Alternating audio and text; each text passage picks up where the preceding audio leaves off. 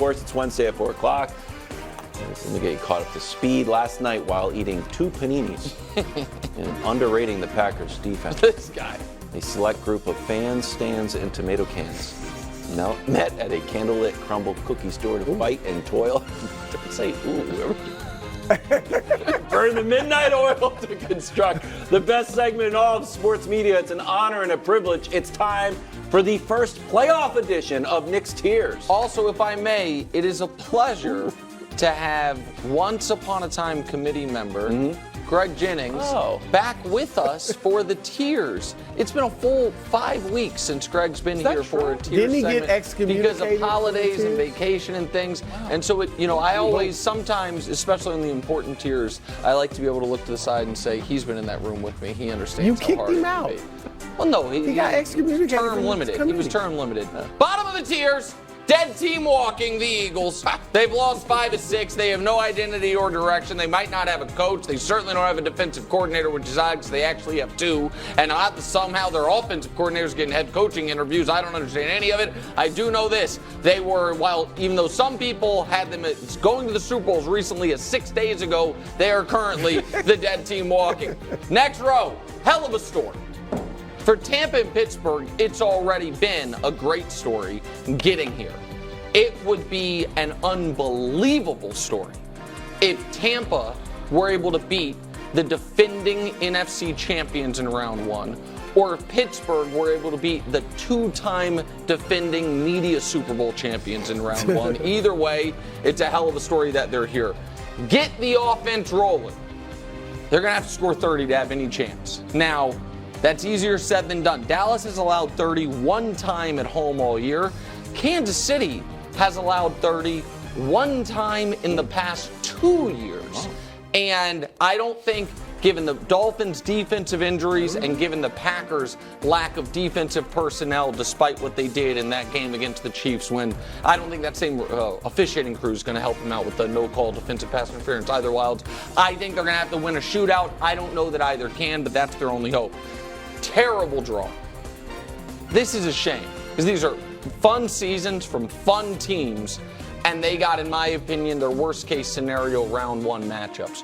For the Lions, you have to deal with the ghosts of Christmas past walking back into the building with Matt Stafford. You are also all of a sudden going to have Dan Campbell in a tactical battle with Sean McVay. I don't think that's going to work out great. On the other side, for the Texans, you once again make the playoffs. You're the first playoff game, your regular Saturday afternoon slot, and you're playing a team that has, while you have no experience, they have the most experienced, second most experienced quarterback in the postseason, and a defensive front that is going to be able to disrupt your offense unlike any other defense in the postseason, and a secondary that's going to be able to take away your only healthy receiver yet, Nico Collins. I like both of these teams. I've enjoyed watching them. I think it's a terrible draw. Don't kill us, quarterback. This goes in both directions. Listen, both these teams should be able to win round 1 based on defense and running game alone. However, Joe Flacco, despite the fact it's been a wonderful story, leads the NFL in interceptions since he took over as the starting quarterback for the Cleveland Browns. Meanwhile, Josh Allen has 22 giveaways on the season. Only Wilds guy Sam Howell has more. You need Flacco and Allen to make big plays to win your round 2 games. To win your round 1 games, you just need them not to make big mistakes given what you're up against. Prepare the busts. This is what Brew and I got so argumentative about in the morning call. If the Los Angeles Rams win the Super Bowl, Sean McVay and Matt Stafford are Hall of Famers. McVay's in now too? Well, yes, You sound Sean like Greg Jennings Sean telling McVay would have everybody been the to Hall of 3 Super Bowls and won 2. He could walk away and be Hall of Famer. The late great John Madden went to 1 Super Bowl in a short career, walked away, made it. He would be in. And Stafford just made his 2nd Pro Bowl, and I know that surprised people. He only made 1 before. But if he has the numbers, if he has 2 Super Bowls, he's in. Deja vu. Great defense, a ton of weapons, a good draw. Don't let it happen again. In 2019, this was the story for a 13-win Niner team, and then quarterback play in the Super Bowl killed them. In 2021, this was the story for a 13-win Niner team, and then quarterback play in the NFC title game killed them. In 2022, this was the story for an excellent Niner team. Actually, it might have been 10 wins in 2021, pardon me, and quarterback injury killed them. They have had a Super Bowl caliber team 4 of the last 6 years, and quarterback play has killed them. They hope it does not happen again. Okay. Now the rest, Bob. You know what, Brew? Wow. Oh, wow. You were right. You know what? We argued about it all year. Brew, I thought about it. This is a W. I thought about it. This is a W you know what? for me. Wilds, Wow. it's rare. Cat 3 opinion by me. Really? Just wrong. Brew was right all along. The Cowboys are, in fact, Super Bowl or bust. And finally, atop the tiers, an all-time team. The Ravens, a plus 200-point differential, an MVP at quarterback, the number 1 scoring defense. They check all the boxes. And that, that's 13. There's one team. Not tricking. Still the champs! Okay. Oh, everybody's 0-0, and they are still, in fact, the champions. Throw the regular season out. You want to face Mahomes? You want to face Reed? I don't think you do. There it is, Greg Jennings. Okay. Wild card weekend tears. I'm just jumping straight to you. The Chiefs, stop it. What? Cut it out, Nick. You've done this all season long, and I'm not buying it. And what do you mean? I tune in when I'm not here in your little A block where I'm not invited. It's just the 3 amigos. Look at these numbers. These are the quarterback play of teams below 500 record that are quarterbacks that are remaining in the postseason. I follow. Look at Mahomes, 1-4. And then we might say, well, yeah, because it's receivers and you put it on the receivers. Well, let's look at his yards per pass when we talk about the receivers. It's not just about the drops. They've reduced their style of offense to, you know what, let's just try to get these guys the ball, and they don't get the ball down the field. So he has the lowest yards per pass. Good, and then when you look at passer rating. Yeah. Patrick Mahomes is great, right? Oh, wait. Wow. Wow. Oh. Jared Goff is all the way to the right at 87. Stafford, 80. Woo, where's Mahomes? Mahomes friendly show. This is, look, we can act as though this is the Mahomes of old. This is the Kansas City of old. They're not, Nick. Okay. And you will find out sooner rather than later. The Chiefs should not be a top 10 team. Excuse me, I'm allergic to nonsense. All right, so I'm going to bring up a dynasty of yore. So, Greg, you were a basketball player, and you're certainly a basketball fan. 2002, the Los Angeles Lakers, they were going for their 3rd ring. They were trying to cement a dynasty. 3rd straight. And, well, their 3rd ring, though. Yes, it would have been 3rd straight, but it also was their 3rd ring of the Shaq-Kobe era.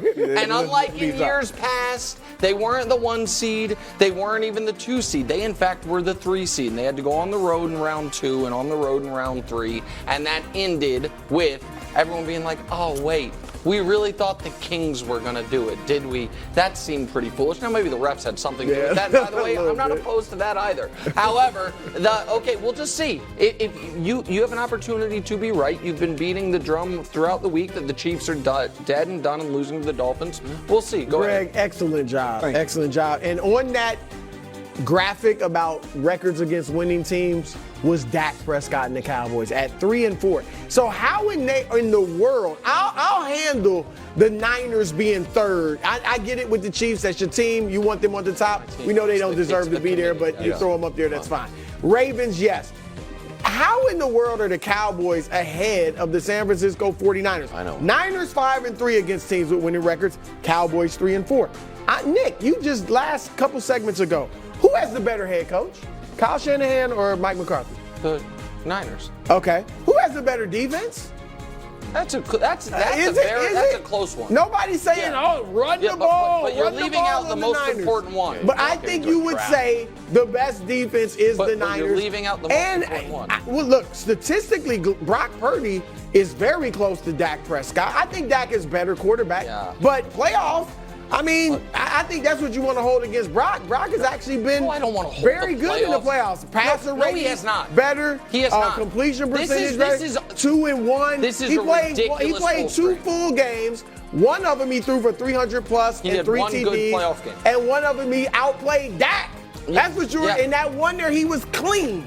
He was clean, and Dak was dirty, and threw 2 interceptions, and he was better. So there is no, and not to mention the 32-point drubbing. Look at the bottom. 49ers beating Dallas by 32 wasn't enough. No. How in the world can you put Dallas ahead of the Niners right now with a straight face? Because I think they're better. And because I trust their quarterback. I mean, I'm 42-10. sorry. I think they're. By the Greg, way, how many times you get beat by 32 points by teams that were worse than you? Am I? They both. By the way, I know we have viewed the Niners in a certain light and the Cowboys in another light. They both won 12 games this year. They both, to Brew's point, statistically speaking, their quarterbacks had similar production, but the Cowboys was better. The Cowboys and Niners defense, to me, is a coin flip. I don't think you can say hands down the Niners have a better defense than Dallas. Brew, you have argued every time I've argued against Purdy being MVP. You have made the case the Cowboys' offensive line and the Cowboys' weapons is great. It is. So Purdy I'll did it take with the team whose quarterback I trust more. Go ahead, Wilds. I'm here to turn over a new leaf. Because remember, I'm adding something to my New Year's resolutions. As you know, I gave up defending Mac Jones, Casamigos and Soda, and also picking against the Cowboys. I've picked against the Cowboys. Every week? Not every week, but a lot. I've been waiting for this F game. I'm trying to time the F game. I can't do it anymore. I'm moving the Cowboys above the Ravens as the number 2 team, and here's why. First of all, they're 16-0 at home. And a while I was like you, I was like, well, you know, they're due for a loss. I'm like, no, they're not. They're just going to be 17-0, and then they're going to be 18-0, so I'm done picking against them. The other thing I'm ready to admit, as much as we want to talk about Tyreek Hill, and because he does backflips, I guess, CeeDee Lamb is him. CeeDee Lamb seems like he's all over the field, seems like he's always open. They're running interesting little handoffs to him. I'm now officially a CeeDee Lamb fan. And finally, I sampled one of your takes. Some people would say stole. Yeah, that's what you typically do. Sample. Check, because I bought you that panini. Oh, yeah. Part of the payment.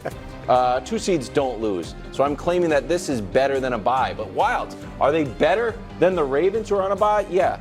I would rather have a Cowboys team host the Packers, beat up on the Packers, than have a rusty Ravens team who's had 3 weeks off, relaxing, going to the national championship game, playing video games. So I'm going to take the Cowboys. Wilds? Yes? Cogent analysis and commentary like that might just get you an invite to next year's committee meetings. Not interested in that. I want to be a Chiefs fan. Thanks for watching. Subscribe here to get more from the show and to check out clips from other shows on FS1.